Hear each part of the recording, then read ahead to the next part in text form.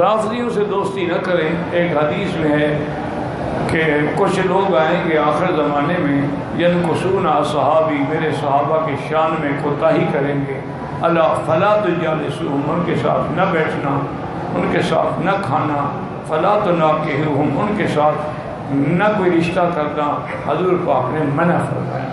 اور اسی طرح ایک حدیث میں یہ بھی ہے اذا رأیتم الذین یسبون اصحابی، جب دیکھو کہ ایسے لوگ ہیں جو میرے صحابہ کو گالیاں دیتے ہیں، فقولوا علیہم لعنت اللہ، کہو تم پر اللہ کی لعنت۔ تم دوستیاں رکھتے رہے ہو، ٹھیک ہے جی، تمہاری ماں کا کوئی دشمن ہو، ماں پر تہمت ہے، اس سے دوستی رکھو گے؟ چلو ہماری ماں میں تو شک بھی ہو سکتا ہے، بی عائشہ کے ماں ہونے میں کیا شک ہے، وہ تو اللہ نے ہماری ماں بنائی ہے۔ ایسے آدمی کے پیچھے نماز نہ پڑھیں۔